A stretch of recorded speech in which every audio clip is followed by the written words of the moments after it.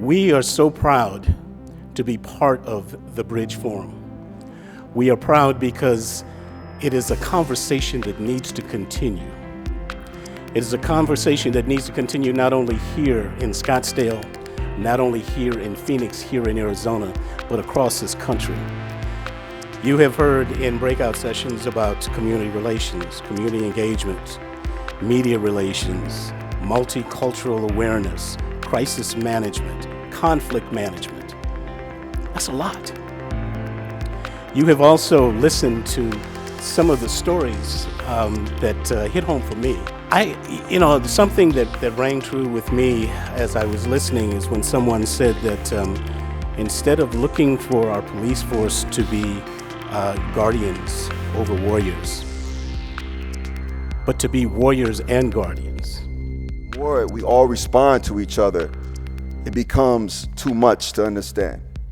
And this is what this is for, to navigate and journey to what that true answer is. And maybe it's not up to our generation to find that answer. Maybe it's up to us to just bring it one step closer and inspire other people. So with my dynamic of growing up and who am I wasn't the perfect kid. I don't even say there's a way, like he made it out. On I your stumbled job out. description and change, the bridge, bringing everyone together, understanding that we will not find resolution in one day. I think that's powerful because we have to navigate into the point where we can heal it and not just treat it. And there's nothing wrong with just continuing development of dialogue and journey into resolutions. It's great to be back in Arizona. I just returned from Washington, D.C. over the weekend, and I want to thank the Bridge Forum and Mayor Jim Lane, the Honorable Art Hamilton, A.P. Powell, and the Checkered Flag Run Foundation. Americans have read far too many heartbreaking headlines lately about cops being ambushed. These aren't easy things to talk about, but it's crucial that we do, and it's why events like this and gatherings of this type are so important. As leaders in law enforcement and government, we have an obligation to our citizens to be proactive and preventative as possible in our approach to public safety. I really believe that Arizona has been fortunate. We haven't seen some of the tragedies that other places have, but we must also remain vigilant and prepared. This is the third Bridge Forum held in Arizona, and what you're doing here today is sharing best practices, success stories, and lessons learned. And this is critical whether you're in the private sector, the big business community, and I think especially in the public sector. This is crucial to keeping our public and our police safe. And what I notice as a governor talking to other governors is some states do this better than others. I want to challenge you that Arizona should be a model state in this regard. But our intention is to take all of that information, and we have a strategic planning process here in Scottsdale where every year we look at inputs to the information from the community, things that are happening around us, reports that are out there such as the President's report task force on 21st century policing. We look at all of that and we create our strategic plan for our future. This is going to be very much a part of those inputs. So this is very important, what came out of today's meeting. We kind of explained a little bit about that, but we talked about our need is to look at ourselves as organizations and see what can we do to make our men and women feel more comfortable and also more engaging and appear to be much more approachable, because you're going to find out that we discussed accountability and accountability measures for police officers. This notion Mr. Branch brought up about how the thin blue line officers don't report other officers, and we talked about dispelling that notion because all of us reported the majority of our complaints come from a department source, an internal source. That's something we don't talk about much, and perhaps we need to. We are guardians always, fulfilling our highest duties to safeguard people, and warriors when we need to be. And that's the difference. We're not talking about that as much in the foundational aspects of the police academy as we need to. There are a lot of us that are talking about it in our organizations, but we're not talking about it more broadly. And I think we need to get to that. You're spending more hours doing the job than what I do, and I work about 20 hours a day.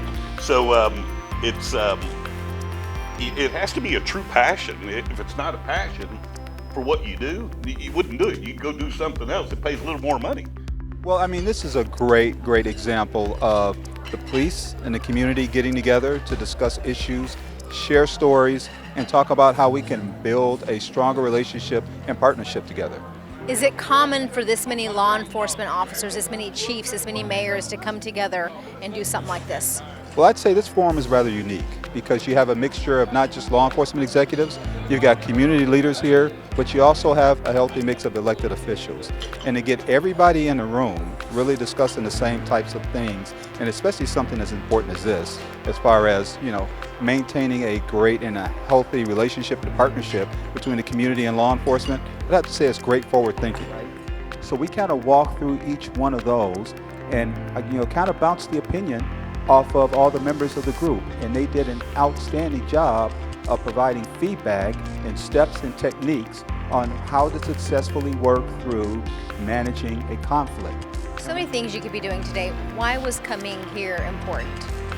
Well, this is a very important day for all of us as one community, and especially us as police chiefs. It's our opportunity to ensure that we're having good communication with our community, that we're listening to our community, that we've opened up that dialogue to ensure that we're meeting the needs of our community. About body cams, in-car camera, and the discussion point about that was having the appropriate training, the use of body cams and in-car camera, and having a level of standards. So it met standards of operation. There were concerns that if an officer is wearing a body cam, they could turn their body a certain direction and they may not capture the video footage. There might be the audio footage. But again, that comes from the leadership of a police organization to provide the requisite training, the standardization, inspect what you expect, and hold people respectfully accountable. Has it been beneficial being here today, and if so, how? So it's been tremendously beneficial. So in the breakout session that we had, we talked about multicultural awareness and law enforcement, and we talked about every topic from institutionalized racism to the school resource officer pipeline into the criminal justice system, to really figuring out a way to better communicate with one another. And everyone kind of took the bull by the horns and really fed in information and conversation. It was a really good session. And that every police stop we want to get right. We talked about training and de-escalation. And then we talked about mental health contacts and the need to get police officers into the schools sooner or into the community sooner in order for our kids to really feel comfortable with law enforcement so we don't create the continental divide that we see today. And my question is actually about something that is really important, which I think everybody has been touching on, but not quite talking about what happens when things go wrong, and that's the culture of the police. Because the folks up there are really talking about best practices. They're the leaders. And they're not necessarily the people who are the junior rank and file who are coming up, who sometimes make mistakes. And one of the things I'm wondering about is the culture of the police when you're instilling those values in the police. Because we as the public feel like the police are supposed to protect us, but sometimes it feels like the police are protecting the police. So to answer the question really is the same answer to your question, Mr. Hamilton. We've pushed accountability and culture setting down the organizational chart, and we hold the folks to that. And so I have released and demoted more supervisors probably in my history in Scottsdale. I've been as a chief 14 years, been in Scottsdale 15, than I've seen in the entire history of where I came from. Because supervisors know it's their job, it's their responsibility to supervise, to lead, to manage, and to support the mission, which is the community safety. And so I think it's that pushing and that accountability. I think it's holding people accountable, holding myself accountable, disciplined myself a couple times during my tenure. Point is that I think answers your question, also answers yours, Mr. Hamilton, is the fact that I'm very proud to say we are an organization that holds itself extremely accountable from the top all the way down to the bottom. Why are events like this important? I think they're important because it talks one-on-one, it talks in a panel, but also had a breakout group that allows us to talk individually. That networking is really important, but also they can ask whatever questions they want. And they get a chance to talk directly to a police chief, but also the police chief gets to talk to the community. And every time you get that opportunity, that is valuable. Our discussion was about crisis management, and really it evolved more into, I think, the foundational elements of crisis management. It has to do with really the relationships with police and the community, and a variety of issues that we kind of branched off from there. We talked about racial profiling, how to look at that in a police agency, and how do you get rid of it. We talked about implicit bias that we all carry. How do we test for it? How do we look for it? And then what's our training in order to deal with that as well. And then really looking at how do you keep bias from being institutional, or how do you know that you do have institutional bias within your organization? But what I'm doing for Nielsen is called supplier diversity. So what that means is helping companies owned by women, minorities, veterans, LGBT, helping them to do business with other companies around the world. And so looking at ways to bring that into those communities, educating the youth on how to be an entrepreneur. You don't have to go to school just to work for a corporation. Go to school and learn how you can establish your own company. That's not putting me on the spot at all, because I plan on doing this. You know, this for me, this is not a work thing. You know, this is a lifetime mission, and so I'm going to do everything that I possibly can to help, whether it's with Nielsen or whether it's. That's why this forum here today is huge, and it's important. And us as athletes and former athletes, that we get out there and team up with you guys. As an athlete, I felt like I had a strong voice and a stage to be out there and be part of the community. And I'm willing to work and help and be a part of your team, as well as many of the players that play for the different teams here in Arizona. Just want to let you know that Ken Kendrick, the owner and managing partner of the Arizona Diamondbacks, couldn't be with us today. But we've asked Randy Kendrick to come up, his wife, on his behalf and just say a few words, because we really appreciate the ongoing support that they provide to us and to the community. So if you can just kind of welcome up Randy Kendrick, come on up.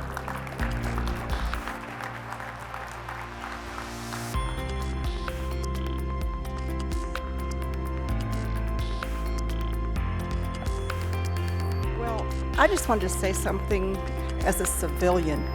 You know, I'm not an elected official, I'm not a police, I'm not a leader of a community organization. But Aaron and AP aren't either. And they use their entrepreneurial energy to create this. And I think each of us should realize that sometimes you do the smallest thing and the ripple out effect, you'll never know. But if you do the right thing, what it can result in is huge. I couldn't believe it. All these young people, they were not segregationists. They wanted this colorblind society. And we're all standing there with the tears running down our face, holding hands.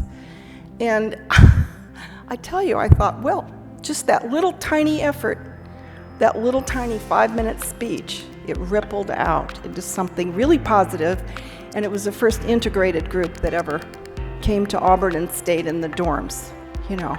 So I would encourage every one of you, like Aaron, like AP, take a little chance, do what you can within your own environment, because the ripple effect will be huge. Thank you, Aaron, and thank you, AP. We need to demand the very highest standard of the people who protect us, but we must equally be prepared to support them, even when that may not be a popular thing to do. I was told when I was young, pastor, and thin, a long time ago, every generation is challenged to meet the difficulties of it today, but we must be equal to those challenges.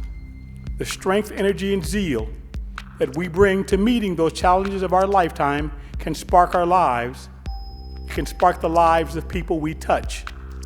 Those sparks pressed together can become a flame, and the glow from that fire can one day light the world.